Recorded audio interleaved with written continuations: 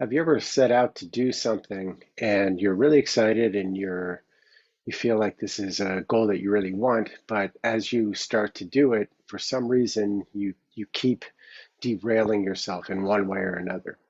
So in this talk, I want to talk about the idea of internal conflict. And the idea is that, we have different parts of ourselves that may want different things. And even though we believe consciously, okay, this is something that I want, sometimes another part of us may have a different opinion in the situation. So we'll look at that.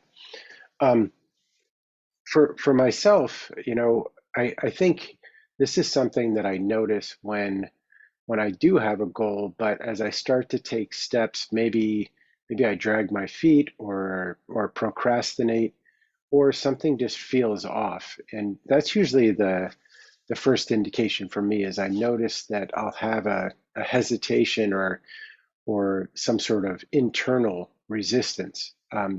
So in relation to any goals, I'm paying attention to what am I feeling internally as I imagine heading out to do this thing.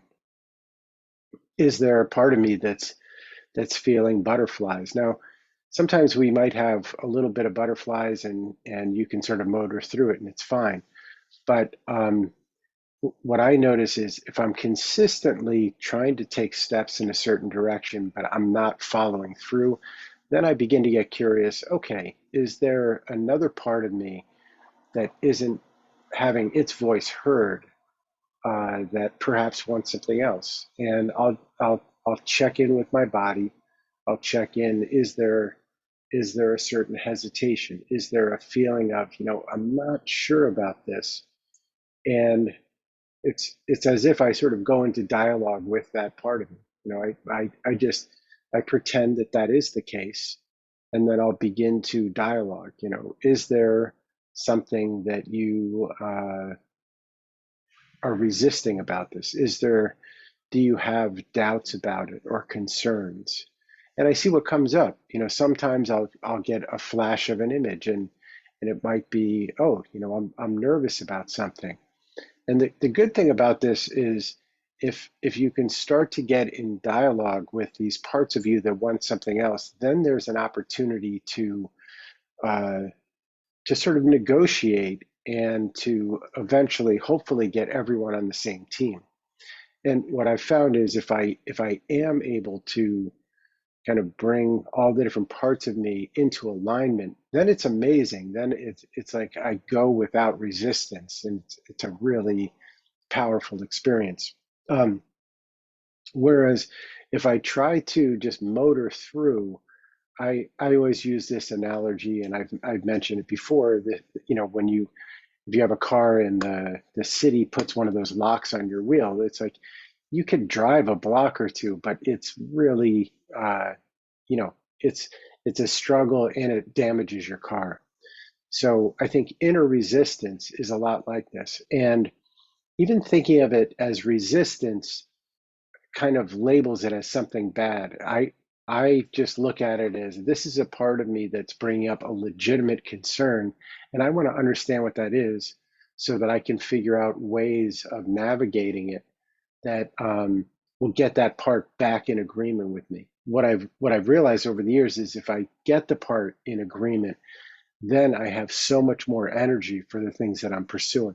Um, so the first step is notice any signs or any sensations in your body that are pointing out, a hesitation in relation to the goal, and then getting really curious and welcoming of that part, and really asking, what is your concern and what is it that you want? Is it that the part wants something very different for you, or is it just that it has a concern? Sometimes it might be a concern about safety or a concern about criticism.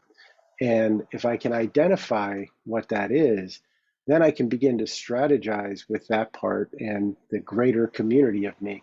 Okay, what are some other approaches we could use in pursuing this that also satisfy that inner concern? And sometimes I'll get out a pad of paper and just brainstorm on it for a while and see if I can think, is there a different approach that I could take that will work for me? that will work for the greater kind of whole of me, the greater totality or community that resides in all of us. So notice whatever's coming up, be curious, be welcoming as opposed to judgmental. A lot of times we may start with this feeling of like, oh, how dare this part, get in the way of my plans.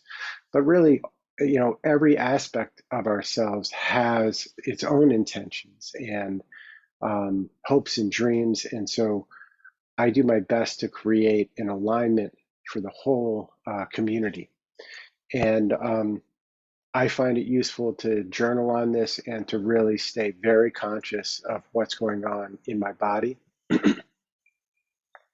And I might dialogue it too. There are a bunch of techniques where you might put that part of you in one chair and then you sit in another chair and you dialogue with the part, and then you step into that part and dialogue back and forth until you can find some agreement about a course of action.